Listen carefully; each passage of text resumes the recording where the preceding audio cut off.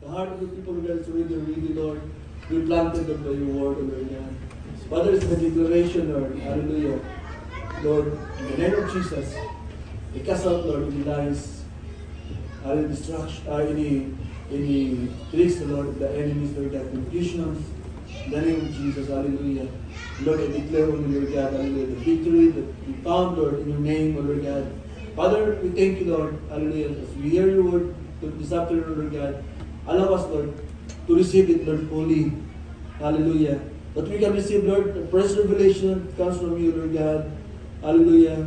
Make it simpler, Father, that we can be able, Lord, to understand and empower your people, Lord God, as we heard your blessings, Lord, through your word. Give us, Lord, the courage, Lord. Hallelujah. Strength, Lord, that to obey it, Lord God. Because the power, Lord, of your word, Lord God, is under obedience, Lord God. Father, we thank you. Holy Spirit, hallelujah, you are welcome, Lord. It's lives, Lord God. Speak to us, Lord God, hallelujah. Cover me, Lord, with your holy and precious blood, Lord God. Ikaw lamang, Lord, ang makita. Ikaw lamang, Lord, ang makakinggan, Lord. Power your people this afternoon, Lord God. Commit everything in your hands. This is all pray. In Jesus' name, amen and amen. Makapula po tayong lahat, mga kapatid. Hallelujah. Gaining wisdom. Endure trials. Hallelujah. Pag mahirap ang panahon, amen, pag situation are hard, amen, it's easy to feel like giving up. To quit. Napakasimple. Ayoko na. I want to give up. But as Christians, we call to persevere through trials and tribulation with endurance. Amen. Hallelujah. We have a calling. Amen. Regardless, ano mga pinagdaan natin, mga kapatid. Amen. Hindi ko man alam ano yung mga secret battles nyo. But the Lord knows. We need to understand the Lord is a personal God. Amen. He knows every details sa mga buhay natin. Hallelujah. Maybe your loved ones or people that you looking up to are nakalimutan magpaluwas sa inyo, but remember, the Lord knows your situation. Amen. Hallelujah. When I remember one of the life of his disciple, Nathaniel, when he's the time in his lowest part of his life and sitting, hallelujah, in the fig tree, hallelujah, and he has this chance to meet the Lord, hallelujah, a personal encounter with the Lord, and he has doubt, and the Lord telling him that I see you in your lowest part, when you are sitting in the fig tree, sitting in that fig tree, and that's how the Lord, the power that the Lord has. Amen. That He knows every details of our lives. Amen. Walang natago sa Panginoon. Hello. Walang natago sa Panginoon. Praise the Lord. Hallelujah. So, we are called to persevere even in the midst of troubles. Hallelujah. Persevere even in the midst of tribulations with endurance. Amen. What is the difference of worldly wisdom and heavenly wisdom? Amen. We talk about, and remember that King Solomon, he chose wisdom compared to anything else, like wealth or the death of his enemies. Amen. Anything else, or he chose wisdom. Hallelujah. We talk about worldly wisdom is based on human understanding. Hello. Siguro napakatalino mo. Yung katabi mo matalino. Hallelujah. Napakatalino mo. Hallelujah. Praise God. Madiskarte ka sa buhay. But we talk about worldly wisdom is based on human understanding. We call it also self-interest. Or yung bagay na it's favorable to you. Worldly values. While heavenly wisdom comes from a divine source and is defined by its purity, faithfulness, and humility. That the wisdom, it's heavenly wisdom, it comes from our Lord. Hallelujah. One of the spiritual weakness of the Jewish Christian is their praying. How they pray and how they ask the Lord. Praise the Lord. And here in the next verse, in Genesis 4:1-3, said that what causes fights and quarrel among you? Don't they come from your desires? Hallelujah. That battle within you.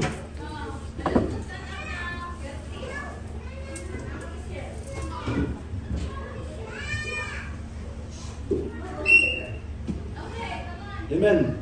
What causes fights and quarrels among you? Don't they come from your desires that battle within you? You desire but do not have. So you kill, you covet, but you cannot get what you want. So you quarrel and fight. So you do not have because you do not ask God. When you ask, you do not receive because you ask with wrong motives. Hallelujah. That you may spend what you get on your pleasures. Hallelujah. So, ganun yung problema ng mga Jewish, mga Israelites, how they ask the Lord, how they pray, how they ask in times that we experiencing troubles in life.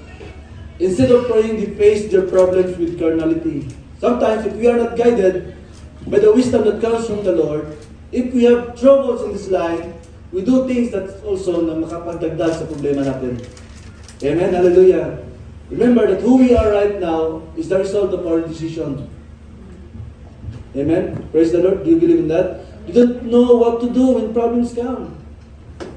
Marami sa atin, pag may problema, parang hindi natin alam anong tamang gawin. Same is true with these Israelites in times, hallelujah, in their days that they are in great troubles. And James' prescription, when we undergo God-ordained plan, hello, may mga problema pala na inalaw ng Lord na mangyari sa atin. Hello. It's not necessary na lahat ng pinagdaan natin is because of our disobedience before the Lord. There are moments in life that's God-ordained trials and tribulation that i-allow ni Lord na pagdaanan natin. Amen, hallelujah. That's right, prayer is very important. On what do we pray about? One thing is, let us pray for wisdom. Amen? Pag may mga pinagdaanan, Lord, ano bang dapat kong gawin? What is the next step, Lord? Amen? If you are already experiencing troubles, right asking with the right motives. Amen? Ano bang purpose na pagingin natin kay Lord? Ano bang gagawin ko, Lord? Hallelujah. And same is true with the Israelites. They have trouble. They have problem when asking the Lord, when they experiencing problems and trials in life. Same is true with us. James saying that instead of asking for answers, di ba, usually pag may mga problema, prepare natin ano? Deliverance. Lord, sana matapos na to. Hello. Lord, sana tapos na. Sana, Lord, babayaran ko na lahat. Sana, Lord. Hallelujah.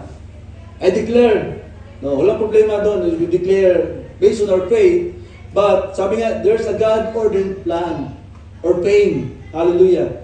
God-ordered pain or troubles na pagdaan ng Lord na inalaw niya sa bawat isa sa atin, hallelujah, with a purpose. Hello. Not necessarily na dahil pinarusahan ka ng Panginoon. Hello, praise the Lord. Mostly sa atin, hinihingi natin deliverance na sana matapos na. But, we need to ask and pray, Lord, give me wisdom to endure the trials na pinagdaanan ko. Hello, praise the Lord.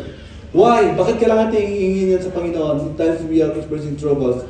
So as not to waste the opportunity God has given to us. May purpose pala. Instead of asking for deliverance outright, gusto natin instant, tama? Hello. So din matapos agad. Amen? Lord, ang tagal ko na naghanap ng trabaho. Lord, ang tagal itong sakit ko eh. Praise the Lord. Hallelujah. Very important to us wisdom because for us not to waste the opportunity God has given to us. Amen. Praise the Lord. For us to grow and become mature. Nalalago pa tayo sa Panginoon. Amen. In times that we have troubles, meron na mga pinagdaanan sa buhay, I always thank God. Amen. Lord, thank you for your strength. Kasi kahit na ang daming pinagdadaanan, hindi mo nahayaan, Lord, na mag-give up ako. Na magpatuloy pa rin ako sa paglilingkod sa iyo. Di ba napakasarap? Because the Lord assured us already a victory as we desire, kahit ang daming pinagdaanan, as we desire and long to continue to serve the Lord, hallelujah, the Lord will give us strength to endure. Amen? Kaya kailangan itong humingi ng wisdom for us not to miss the opportunity or waste the opportunity na binibigay ng Lord sa atin. Wisdom helps us understand how to use painful circumstances for our good and God's glory. Amen? Pag may mga pinagdaanan, pag mayroon tayong wisdom na galing kay Lord, it helps us to endure. Amen? And above all things, even you are in pain, hallelujah, your mouth and your heart still can give glory to the Lord. Marunong ka pa rin magpasalamat.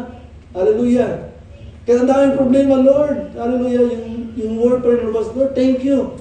I know you have purpose. Hallelujah. Diba napakasarap if you have wisdom, right asking with right motives. Amen. Hallelujah. Praise the Lord. There's a story. Hallelujah. Warren Worthy had a secretary who was going through great trials. She had a stroke. Her husband had gone blind. And then he had to be taken to the hospital where he would die. Worsby saw her in the church one Sunday and assured her of his prayers. What are you asking God to do? She asked. Her question startling him. I am asking God to help you and strengthen you. Worsby replied.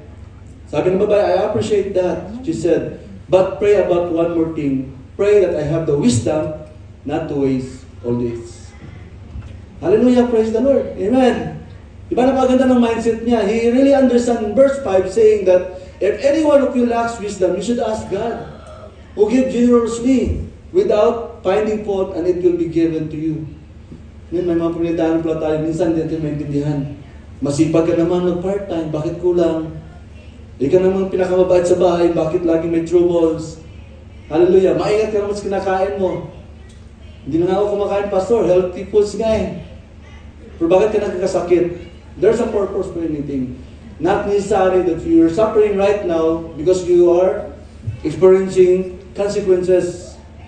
But sometimes, amen, the Lord allow God-ordained pain for us to grow, and we can run to Him, hallelujah. It's a matter of our testing also, that Lord, despite of my situation, hallelujah, thank you, Lord, for giving me a joy of serving you, the joy of my salvation. That despite of the situation that I have right now, Lord, I can sing. Hallelujah, praise the Lord. Thank you, Lord, for your goodness. Amen, praise the Lord. Hallelujah. Last Sunday, we learned how to adopt a different attitude. Tama ba? Ano ba yung mga attitude na studihan natin?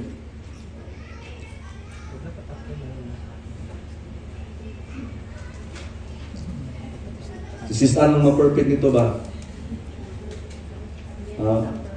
Hallelujah.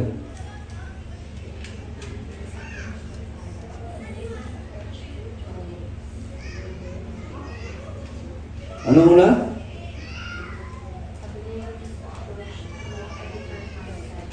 Amen. Different mindset. Count it all joy.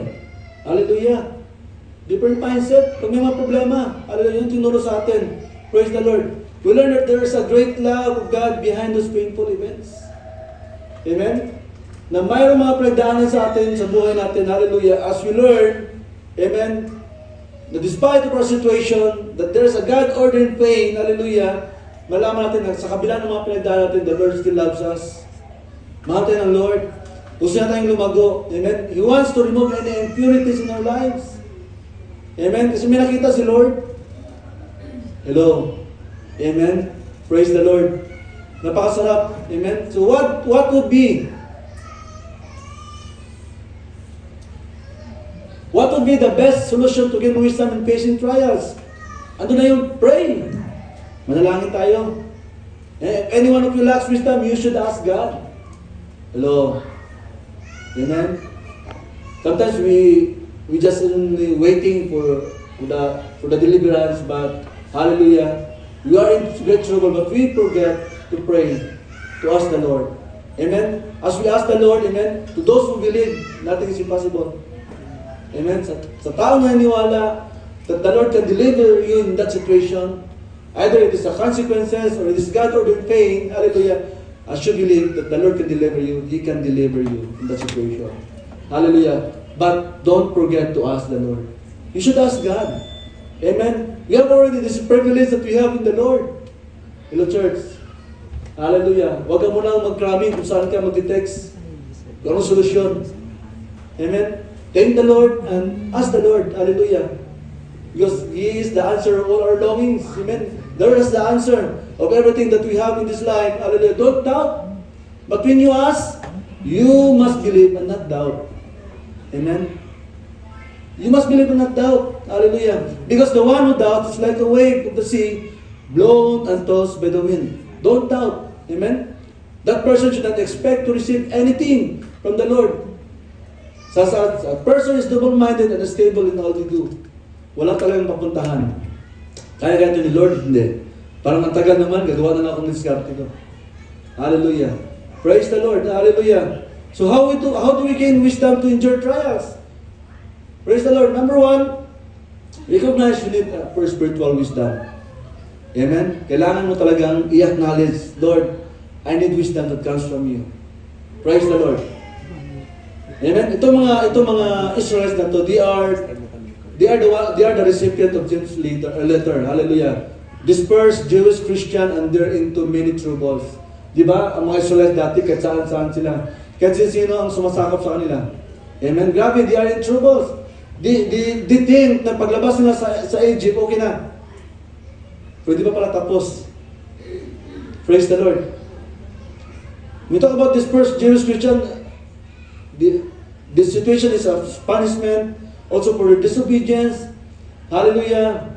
But despite of that situation, hindi nagkulang ang Lord sa kanila. Yung provision ng Lord andon. Hallelujah. Yung pag-sustain ng Lord sa kanila andon. Hindi sila pinabayaan ng Lord. Di ba? The Lord has a purpose in every situation na pinagdaan natin. God ordered pain or even in our consequences of our disobedience. Despite of those things, hallelujah, hindi tayo pabayaan ng Lord. See the love of God. Amen. Hallelujah. Praise the Lord. Hallelujah. We often react negatively to our pain. Diba? Pag may mga problema, reklamo. Ang pinaka-simple na gagawin natin is to quit. To be discouraged. Hallelujah. Madamay na ang madamay. Magalit, to get angry. And it's very common to worry. Amen? Hallelujah. And to get disappointed with God. Sabi nila, Lord, yung nag-win sa akin, sabi nila, when I follow you, everything will be okay. Wrong information. Hallelujah. Ano sabi ni Lord? If you want to follow me, deny yourself, take up your cross and follow me. Amen? Praise the Lord. Hallelujah. Part of our denial. Amen? Kung tayo before, we are a type of person that puro reklamo, we do things that not align to the will of the Lord kasi gusto natin mapadali. We need to receive the deliverance that we need. Hallelujah. You need to deny yourself. You need to submit sa kaparaan ng Lord. And every time that we have these trouble trials in life, you need to ask wisdom that you will not waste the purpose that you have in the Lord. Amen? Nakikita ng wisdom kay Lord. Hallelujah. Praise the Lord. Enduring trials with joy go against our natural inclination. When trials hit, we're all thrown to us. Why is this happening to me? Why me? Who? You. Why me, Lord? Eh, sino ba? Sila, Lord. Bakit ka pa nagtuturo? Hallelujah. Praise the Lord. Yun talaga number one, no? Nagagawin natin. Psalms 111:10, fear of the Lord is the foundation of true wisdom. All who obey His commandments will grow in wisdom. Praise Him forever. Amen. Wisdom is the ability to live in obedience. Sa kabila ng lahat. Hello? Wisdom is the ability to live in obedience to God in the midst of trials or even in temptation. Even you're always in the dead end. Sometimes if we are a type of person that we please people, hallelujah, it's very dangerous for us. Amen, praise the Lord. We must humble ourselves and admit that we do not know, ito importante, na we acknowledge na, Lord, I need first spiritual wisdom. Hindi ko alam ano gagawin ko. You need to acknowledge the Lord, hallelujah. Pride leads to disgrace, but with humility comes wisdom. In Proverbs 11:2, hallelujah. God allows trials us to humble us from our pride. Hello. You believe in that? Amen? Diba? If we are self-sufficienting, we are able to do things. Amen? Maganda yung trabaho. Amen? Wala ka pang pamilya. Amen? Young professionals. Amen? Hindi katulad ng may anak ka, di ba? Kailangan din ng Nido 3+. Di ba? Pag young professional ka, wala. Yala, gasto. May sahod pa naman. Amen? Hallelujah. But most of the time, the Lord allows trials for us to humble us from our pride. Amen? Gusto ng Lord na maging katulad niya. To live in humility. Amen? If we really understand, hallelujah, who God is, hallelujah. Amen. It's easy for you and me to live in humility. Kasi wala talaga tayong pagmamayabang kay Lord. Amen. That everything that we have comes from Him. Amen. So, the problem, if we are in the area in our life, there's a pride, hallelujah, you need to seek more. Kailangan mo talagang hanapin si Lord. Amen. Because if you really believe, understand that if you know the Lord, hallelujah, it's easy for you and me to live in humility. Amen. Regardless anong sitwasyon mo, in abundance or in need. Hallelujah. You are rejoicing, you are in suffering, you can able to live in humility. Why? We should really understand that everything that we have comes from the Lord. Amen. Praise the Lord. Hallelujah. When suffering trials come, we need just one thing. We need the wisdom of God to joyfully endure them or receive miracle from God. Wisdom. Lord, hallelujah. Bigyan mo ko ng wisdom, Lord. Hallelujah. In this kind of situation. Second, now, do we gain wisdom to endure trials? Recognize that God is your source of wisdom. Siya lamang. Amen? Not this world. Hallelujah. Not your friend. Only the Lord. Hallelujah. The whole creation is a testament to the wisdom of God. He created the heavens and the earth, everything in it. Amen? Hallelujah. So how the Lord created everything, and during creation, amen, doon ko nakita yung pagmamahal ng Lord, that He is our great provider. Ask me why. Before niya ginawa ang tao, kinumpleto niya lahat ng mundo. Hello. If you are in the situation, you entering marriage, nagkaroon ka ng anak, hallelujah, bagong anak, hallelujah, you are into relationship, amen, new job, hallelujah, don't be worried, the Lord will provide everything for you. Amen. That's how the Lord loves us. Amen. Praise the Lord. Hallelujah. Praise God. Amen. The more you know and understand who really is, how big He is, His sovereignty, amen, it will be easy for you to live in humility. Amen. Pag nakilala mo si Lord, gano'n siya kalaki. Hallelujah. Praise the Lord. It's not hard for you to worship Him. It's not hard for you to give your life. It's not hard for you to serve Him. It's not hard for you to honor Him in everything you do. Because you really understand how big He is. He's a sovereign God. He created heavens and earth and everything in it. Walang akin. Sa Kanya lahat. Amen? It's not hard for you to raise your hands and worship the Lord. You should really understand, Lord, galing to sa iyo lahat. Itong troubles na to is a God-ordained plan. You have purpose of this situation, Lord God. Alam ko, sustain mo ako that I will endure. You give me enough strength, Lord God, to sustain my situation. Hallelujah. Praise the Lord. Are you there? Amen? God is good. God is the God of all true wisdom, including the wisdom we need to prevail trials. Amen? The wisdom that you need to endure trials come only from the Lord, no one else. Amen? It comes from the Lord alone. Hallelujah. Praise the Lord. Yes, people can offer you wisdom. Yeah. But if you want to be sure, you want that at the same time you are delivered in that situation. At the same time, hallelujah, you learn something. At the same time, you develop into a person that the Lord wants you. Amen. Hallelujah. Become mature. Hallelujah. Ask wisdom from the Lord. And you acknowledge that He is the source of the wisdom that we need. Amen. Praise the Lord. Hallelujah. Most people go to others for advice. Friend. How are you, friend? Anong ma-advise mo nito? Tapos yung friend mo, hindi makita sa church. Halika, friend. Makuha yan sa mabuting usapan. Anong hobby mo, friend? Golf. Golf. Hallelujah. Praise the Lord. Ibang golf yun, ha? Amen. Most often, they get the wrong advice. Sounds family? Di ba? May mga friend tayo na even they are close but they are not in the Lord. Amen? You need to choose wisely. Decide. Hallelujah. You have a lot of friends here. Your family that you can ask wisdom. If you see them that they are mature enough, ask them wisdom. Ano bang dapat gawin sa itong sitwasyon? Most of the time, people, the Lord use people. Amen? Na makabigay ng advice sa atin. Beneficial wisdom comes only from God, so seek Him first. Sa Kanya lamang. Amen? Walang iba. Hallelujah. Praise the Lord. Praise God. For the Lord gives wisdom From His mouth come knowledge and understanding. Hallelujah. Praise the Lord. Amen? He gives wisdom. Proverbs 21:30, there is no wisdom, no insight, no plan that can succeed against the Lord. Amen? So if you want to become successful sa every area ng buhay natin, lagi tayong humingi ng wisdom na nagaling kay Lord. Ano bang dapat kong gawin nito, Lord? Hallelujah. Amen? Praise the Lord. Amen? The Lord is faithful. If you learn how to ask and acknowledge that He is the source of wisdom, we know how to recognize, hallelujah, Lord, even trials comes, hallelujah. Minsan sa atin yung iba, nakakatapos lang ng problema. Tama?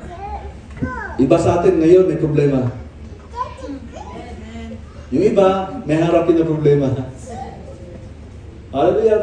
We don't know, but even anumang sitwasyon na meron tayo, recognize that God is your source of wisdom. Amen. Hallelujah. This is a God-ordained pain. Hallelujah. Inalaw ng Lord. Amen. He has a purpose for us to grow in Him. Para matuto tayong mag-depend. Sometimes the Lord allows us mistakes. Amen. You learn to trust people. Pag nagkamali, you will be checked. And you learn, Lord, sa iyo lang talaga ako magtiwala. Praise the Lord. Hallelujah. Ganon si Lord magturo sa atin. Amen. Job 20-23. But do people know where to find wisdom? Where can they find understanding? It is hidden from the eyes of all humanity. Even the sharp-eyed birds in the sky cannot discover destruction and death. Say, we heard only rumors of where wisdom can be found. God alone understands the way to wisdom. Hallelujah. He knows where it can be found. Amen? Sa kanyang mga salita. Hallelujah. Kaya, it is not a waste of time you are here. Amen? Nakikinig ng kanyang salita, mga kapatid. Hallelujah. Praise the Lord. True wisdom, the supernatural wisdom, you need to understand the trials of life is not available in the world. Hello? Kaya gaano pa ka-high-tech ang sanlibutan, gusto mo humingi talaga ng totoong wisdom for you to be guided in every decisions, every step that you need to. Hallelujah. Hingi ka ng wisdom kay Lord. Amen. Hallelujah. Praise the Lord. Hallelujah. Are you there? He is the only source. Amen. If you ask God for wisdom, He will give generously and freely. Amen. Hallelujah. Abundance. Libre. Amen. Hindi mo kailangan magbayad sa binabayaran sa Facebook. Di ba? Social media. Minsan may bayad. Hallelujah! Ang daming training. Amen? Social media. But, if you ask the Lord will give us freely and generously. Hallelujah. It's the only source of wisdom that we needed to endure trials. Amen? Hallelujah. Kasi may purpose si Lord eh. Hallelujah. Hindi porke may problema kayo, pinabayaan ka ng Lord. May purpose si Lord. God ordained fame. Hallelujah. Pag walang-wala ka na, makapunta ka pa ba sa church? Pag walang-wala ka na, makakapaglingkod ka pa kay Lord. Pag walang-wala ka na, you can say, Lord, thank you. Amen? Salamat sa buhay. Amen? Oxygen. 20,000. Isang or more. Amen? Ilang oras na yan, ubos na. Tayo, libre, oh. Di ba? Minsan kasi, we are so focused with our monetary. Pag wala ka na madukot, parang awang-awa ka na sa sarili mo. Amen? Hallelujah. Give thanks. Hallelujah. Salamatan mo sa Lord sa buhay. The gift of life. Hallelujah. The joy of serving. The joy of your salvation. Hallelujah. The gift of family. Amen? The perfect body. Hallelujah. Praise the Lord. Complete hair. Good nose. 20/20 vision. Walang glass. Magaling kang guwan. Ano yung mga chismis, di ba? Clear ear. Di yung, ano? Salamat Lord. Hallelujah. Amen. Sa buhay. It's your duty. And my duty also to look or reason to give thanks. Amen. Minsan focus na tayo sa pera eh. Hallelujah. Di kailangan niya ang pera. Bigyan niyo sa akin. Hallelujah. Praise the Lord. Amen? You have a responsibility to look for a reason to give thanks. At saka napakarami. Amen? Napakaraming reason bakit kailangan natin magpasalamat sa ating Panginoon. Hallelujah. Praise the Lord.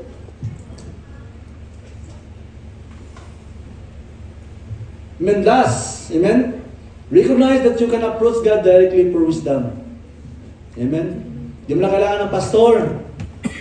Di mo na kailangan ng sinuman, hallelujah, for you to have wisdom. You can approach God directly for wisdom. Remember, at the time that you accepted Jesus Christ, hallelujah, as your Lord and personal Savior, amen. Remember, when the Lord Jesus Christ resurrected, amen, or He died on the cross, what happened to the yung tela sa templo, di ba? Napunit. Amen? It's always showing that we don't need a priest or a pastor. We can approach God directly.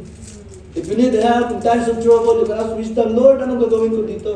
Hindi ka na kailangan tumawag sa life group leader mo. Although there are situations like that, but most of the time, pag may pilitanan ka, even praying somebody who is sick in your family, you can pray directly.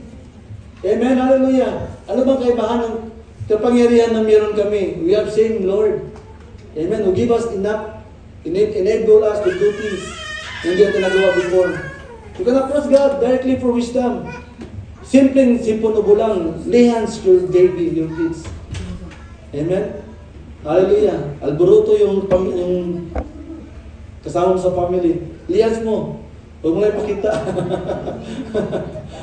Di ba? Declare ka ng blessing, Lord. You have the power that comes from the Lord. Ask wisdom. Hallelujah. Praise the Lord. Sabihan mo yung katabi mo, ask wisdom. Amen. Direct approach, no? Approach God directly. Amen. In Him, and true faith in Him, we may approach God with freedom and confidence. Hallelujah. And without faith, it is impossible to please God. Because anyone who comes to Him must believe that He exists. Hallelujah. Mahirap yung manalangin tayo na, yes, we believe that we are doubter ba? Kaya kayang gawin ni Lord to. Kaya kayang solusyonan ng Lord to. So very clear, without faith, it is impossible to please God because anyone who comes to Him must believe that He exists and that He rewards those who earnestly seek Him. Hallelujah. Praise the Lord. Some Christians make mistakes of saying, I'm not worthy of God to grant my request.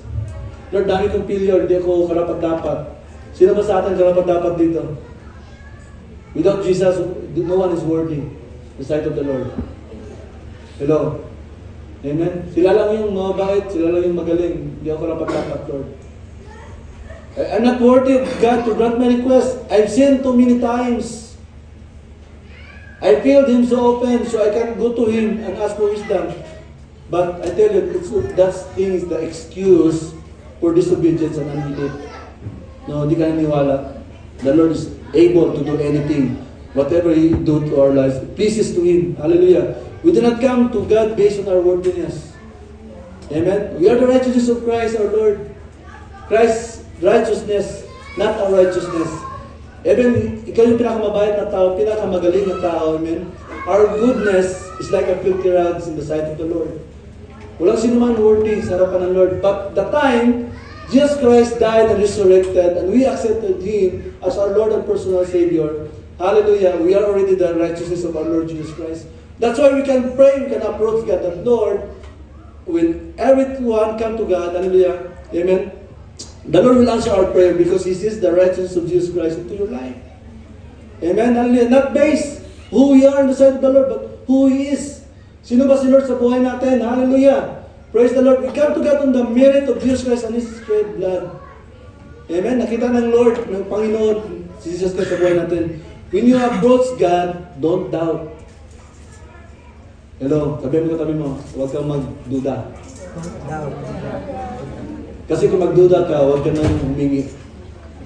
Sayang. Hello. Don't doubt. Hallelujah. Faith is essential in approaching God. Wavering faith simply believes that God is sovereign. Hallelujah. Amen. That He is love, that He will supply all our need. Hallelujah. Diba? Unwavering faith. No? Kahit napakamasalimuot yung sitwasyon mo, alam mo na meron at meron gagawin ng Panginoon in your behalf, in your favor. Hallelujah. Diba? Marami natin pinagdaanan, but all those trials will become our testimonies. Amen. Kasi dito yung pinabayaan ng Lord. Amen. Hallelujah. And every day then, as we learn how to surrender everything to the Lord, acknowledge that, Lord, Ikaw dito, Lord, Ikaw ang bahala nito. Hallelujah. That's the time that the Lord's hands will work in your lives. Amen? Pag marunong tayo mag-surrender, inalaw mo na gumalaw ng kamay ng Panginoon sa buhay natin. Hello, pag meron pa tayong tinatago-tago, hinahawakan na reserve. Hallelujah. Ang meron pa naman si Juan, Lord. Isang misis ko lang yun, okay na yun. Hallelujah. But learn our mindset. To change our mindset, church. Sa lahat ng pagkataon, unahin natin ang Panginoon. Amen? Hallelujah. Unwavering faith simply believes that God is sovereign, that He is love, that He will supply all our need, that He is the answers of all our longings. Siya lamang, you firmly believe that our sustenance is in the hands of the Lord. Amen? Siya lamang. Amen? Kahit anumang meron tayo, you always trust the Lord. Lord, hindi mo ako pabayaan, hindi mo ako iiwan, Panginoon. Hallelujah, praise the Lord. But when you ask, 6:7, but when you ask, you must believe and not doubt, because the one who doubts like a wave of the sea, hallelujah, blown and tossed by the wind, that person should not expect to receive anything from the Lord. Gusto niyo ba yun? Hindi. You want to receive. Lord, you have a desire to receive something from the Lord. If you doubt God's existence of His ability to give you wisdom for your needs, James says that you're like the wave of the sea. Amen? Blown and tossed by the wind. The wave has no inner power. Amen? Wala siyang kakayahan, wala siyang lakas. It only be the wave has no inner power or principle to direct itself. It's totally at the will of the wind. Hello? Kung doubter daw tayo, wala tayong lakas. We don't have our inner power. Kung ano yung gagawin sa atin ng ibang tao, sumusunod tayo. Nadi-discourage tayo sa mga problema sa buhay. Hallelujah. Because we don't have inner power. Hallelujah. Or we don't have the right principles in life to direct ourselves. If you are a doubter. Akala natin napakalit na bagay lang, no? Yung magduda ka lang. It has a great effect sa mga panalangin natin sa Panginoon. Hallelujah. Praise the Lord. It's a totally at the will of the wind, di ba? Kung ano yung sitwasyon, doon tayo. Walang right principle, strong foundation, because we are doubter. So bakit pa tayo magdududa? We already experienced the goodness of the Lord in our lives. Ang dami natin pinagdaanan, hallelujah. Even the life itself na meron tayo sa kahaba-haba ng nabuhay natin dito sa mundo, binigay ng Lord sa nabuhay sa atin. Ang dami natin experience. At hindi tayo pinabayaan ng ating Panginoon. Amen? Hallelujah. And this wind, hallelujah, is unstable, problematic, and it can be destructive for batters a boat of driving against the rocks. Di ba ang wind? May mga boats yan dinadala sa bato. Pag doubter tayo, you will create troubles. Especially if you are the head of the family, you are the husband, hallelujah. You are the light, amen. You are the head of the family, amen. Pag doubter ka, hindi lang ikaw madamay, even your family, even your loved ones. When you create troubles, hallelujah, praise the Lord. So sabihan mo katabi, huwag ka na magduda. Trust the Lord. Depend on Him. Hallelujah, praise the Lord. Praise the Lord. The root of this unbelief is being double-minded. The person who doubts God is not committed to obey God no matter what. Hello. Pag ano pala yung unbelief pala, hallelujah, doubter tayo. Kahit anumang pagdadaanan natin, ayaw at ayaw nating mag-abay sa kalooban ng Lord. Gusto natin gumawa ng sarili natin because we are doubter. Minsan, merong inutos si Lord sa atin na mahirap. Hallelujah. If you believe God, you can do it with the help of the Lord. But, kahit even you are able, if you are doubter, hallelujah. Amen? He is not committed to do it if it involves suffering or inconvenience. Diba, pag doubter ka, gusto mo lang yung comforted ka or pag mayroong inconvenience or it involves suffering, ayaw ko ng Lord, gusto ko lang hayahay lang. Sabihin mo katabi mo, huwag hayahay. Obey the Lord. Amen? Hallelujah. Praise the Lord. Sabihan mo katabi nito, doubter never receives anything from God. Amen? Hallelujah. Kung asawa mo yan, tingnan mo. Ha? Kaya pala, in our conclusion, hallelujah, let us read the story of Joni Eareckson Tada. Napakaganda ng story na to. Joni Eareckson Tada became paralyzed after a diving accident in 1967 at age 17, where she broke her neck and severed her spinal cord, resulting in quadriplegia. Hindi ko alam anong sitwasyon yan. So, ang sabi nito, ang quadriplegia, also known as tetraplegia, is a condition characterized by the partial or total loss of function and movement in our forelimbs, arms and legs. Hindi magalaw yung kamay at saka paa. No? And the torso, often, we talk about torso, yung, ito ba, yung back sa to? So, na-paralyze siya, hindi niya kayang igalaw yung kamay at saka paa niya. Amen? Hallelujah. Then, she was unable to use her hands or legs. Hallelujah. Praise the Lord. But, the accident led to her becoming the founder of the Christian Disability Organization. Tapos sinabi ito, paralysis couldn't stop my purpose. Hello. Amen? Sometimes we are paralyzed, we cannot move. Amen? Because of, we are always in need. Kawalan. Amen? We are always looking for a job, and until now, we cannot find a job. Lagi na lang short, laging kulang. But this lady, hallelujah, says that paralysis couldn't stop my purpose. Anyone of us here believing that we have purpose in life? Amen? And you desire also that you can live according to the purpose that you have in the Lord? Gusto niyo ba yun? Na mamuhay ka na according sa purpose ni Lord? Amen, di ba? Sabi niya, paralysis couldn't stop my purpose. God engineered the circumstances. He used them to prove Himself as well as by loyalty.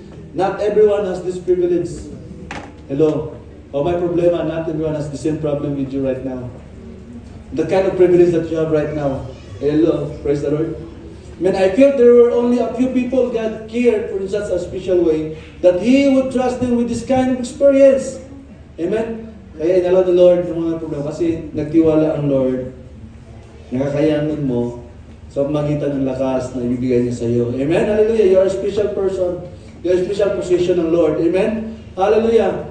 This understanding left me relaxed and comfortable as I relied on His love, exercising newly learned trust. Amen? Hallelujah. Nagkulang man tayo nag-short man tayo sa pagtitiwala kay Lord. Today is the day. Amen? Naibalik natin yung buong pagtitiwala kay Lord. Not half-hearted trust, but full trust in the Lord. Amen? Praise the Lord. I saw that my injury was not a tragedy, but a gift from God was using to help me conform to the image of Christ. Hello, praise the Lord. Something that would mean by ultimate satisfaction, happiness, even joy. Hallelujah, praise the Lord. I call the worship team to please come. Hallelujah. Amen. Church, we need to understand, amen, your troubles, severe trials, circumstances will not stop the purpose you have in the Lord. Amen. Kahit anumang pinagdadaanan natin, hallelujah, it will not, hallelujah, it will not stop the purpose that you have in the Lord. Amen, praise the Lord. And very clear in Romans 8, it said that, and we know that in all things, God works for the good of those who love Him, who have been called according to His purpose. Hallelujah. Ulitin ko, and we know that in all things, God works. Hello. And we know that in all things, God works. Amen. Not anyone else. God works. Amen. Hallelujah. For the good of those who love Him. Para sa kakabuti natin. Na tayo, natutuong nagmamahal sa ating Panginoong Isus. Amen. Hallelujah. Praise the Lord. Who have been called according to His purpose. Hallelujah. I'm going to invite you to please stand and amen. Anything that you receive from the Lord.